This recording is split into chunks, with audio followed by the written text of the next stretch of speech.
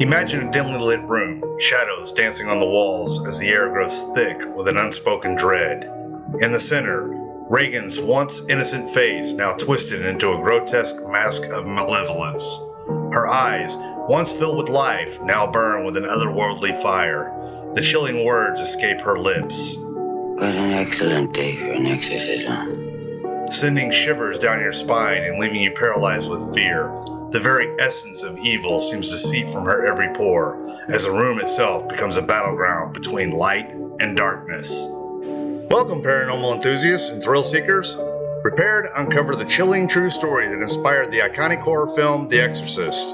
Buckle up and join us on a spine-tingling journey as we delve into the sinister events that terrorized a young boy and forever changed the landscape of horror.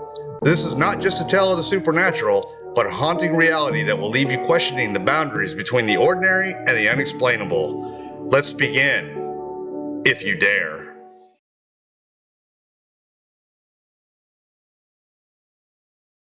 Our story begins in 1949 in Cottage City, Maryland. A young boy known by the pseudonym Roland Doe, or Robbie Mannheim, whose real name was Ronald Hunkler, began experiencing terrifying events that would forever change his life. It all started after the death of his beloved Aunt Harriet. Aunt Harriet was a spiritualist who taught Roland how to use a Ouija board. Little did they know this would be the beginning of a nightmare. Ronald's family reported strange occurrences in their home in Cottage City. Furniture moved on its own. Scratching noises echoed through the house. Unexplained scratches appeared on Ronald's body, and his bed shook violently. These unexplained phenomena left the family terrified and desperate for answers. They consulted doctors and psychiatrists, but no one could explain Ronald's bizarre behavior. With no other options and desperate for help, Ronald's parents turned to the church. They contacted their Lutheran minister, Luther Schulze, who witnessed the strange events firsthand and recommended seeking assistance from Catholic priests. This led to the involvement of Father Edward Hughes, a Catholic priest. Father Hughes had a reputation for being a dedicated and compassionate priest. He was initially hesitant to jump to conclusions, but the overwhelming evidence of supernatural activity convinced him that an exorcism might be necessary.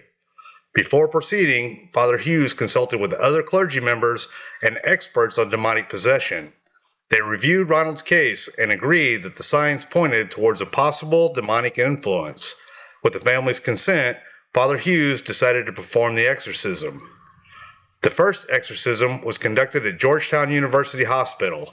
Father Hughes began the ritual with prayers and invocations, hoping to expel the demon from Ronald's body. However, the exorcism took a dangerous turn. During the ritual, Ronald's behavior became violent. He broke free from his restraints and attacked Father Hughes, inflicting physical injuries. The exorcism had to be halted, leaving the family and the clergy deeply shaken. Despite the unsuccessful attempt, Father Hughes remained convinced that an exorcism was necessary to help Ronald. He continued to support the family and worked closely with other priests to find a solution. The initial exorcism set the stage for the later, more intense exorcisms conducted in St. Louis. While Father Hughes' efforts were ultimately interrupted, his actions highlighted the desperation and determination to free Ronald from his torment. The case would soon escalate, drawing in more clergy and leading to a climactic battle between good and evil. After the harrowing experiences with Father Edward Hughes, the Hunkler family relocated to St. Louis, Missouri, seeking a fresh start and hoping to find a solution to Ronald's torment.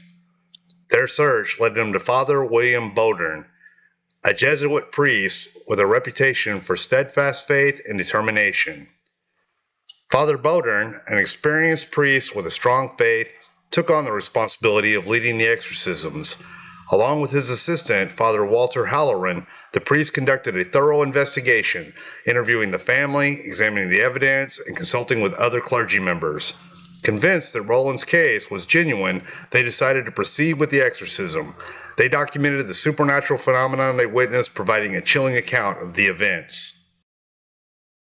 The exorcisms took place at various locations, including the Alexan Brothers Hospital and a residence in the Belnor neighborhood, later at the rectory of St. Louis University. The priest began each session with prayers, invocations, and the recitation of the Roman ritual of exorcism. Over several weeks, Father Bowdern and Father Halloran performed a series of exorcisms, each more intense than the last. Throughout the exorcisms, Ronald exhibited extraordinary and inexplicable behavior. He spoke in foreign languages, displayed superhuman strength, and his body contorted in unnatural ways. Objects flew across the room, and he displayed a deep aversion to religious symbols and prayers. The priest documented these phenomena meticulously, recounting events that defied logical explanation. One of the most notable incidents occurred when the word hello appeared scratched onto Roland's skin, seemingly without any external cause. The priest viewed this as a direct challenge from the demonic entity. Despite the overwhelming challenges, Father Bowdern remained resolute. He led the exorcisms with unwavering faith, reciting prayers and commands to expel the demon. Father Halloran, though initially skeptical, became deeply involved in the process, assisting Father Bowdern and documenting the events. The exorcisms were physically and emotionally draining for everyone involved. Ronald's violent outbursts posed a constant threat to the safety of the priest and others present. Yet the clergy remained determined, believing that their faith and persistence would ultimately prevail. The final exorcism, conducted by Father William Bowdern and Father Walter Halloran, reached a peak of intensity. The room was filled with an almost palpable tension as Ronald's behavior escalated to new heights of violence and supernatural phenomenon. Witnesses reported that Ronald's voice transformed into deep, guttural tones, speaking in language he had never learned. His body contorted in unnatural ways, and he exhibited a strength far beyond his years. The priests, unwavering in their faith, continued to recite prayers and commands, demanding the demon to leave Ronald's body. The battle between the priest and the dark forces seemed endless, each moment more harrowing than the last. The exorcism reached its climax when Ronald reportedly shouted, "Satan, Satan, I am Saint Michael. I command you, Satan, to leave this body now." Then, as suddenly as it had begun, the chaos subsided. Ronald's body relaxed, and a sense of calm washed over him. The priest declared that the demon had been successfully expelled, and Ronald was finally free from the possession that had tormented him. The Hunkler family, overwhelmed with relief and gratitude, hoped to put the terrifying ordeal behind them. Ronald's life gradually returned to normal, and the events that had transpired became a haunting memory. Ronald would go on to become a NASA engineer and work for NASA for 40 years. He contributed to the Apollo missions in the 1960s and even patented technology that allowed space shuttle panels to tolerate excessive heat. Ronald passed away in 2020 at the age of 85. While the story of Ronald Hunkler's possession and exorcism may have ended, its impact on popular culture was just beginning. William Peter Blatty's novel, The Exorcist, and the subsequent film adaptation brought this chilling tale to the forefront of public consciousness, forever blurring the lines between reality and the supernatural.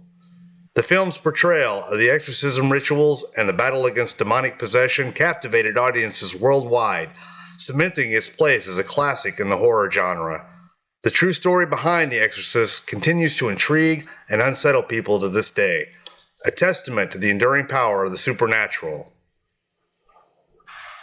If you enjoyed this content or this type of content and would like to see more, hit that like button and drop a comment below letting me know what you think and what you'd like to see. And don't forget that Kim and I's paranormal investigation videos drop every Sunday at 5 p.m.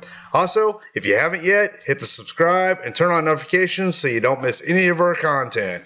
And we'll see you in the next investigation.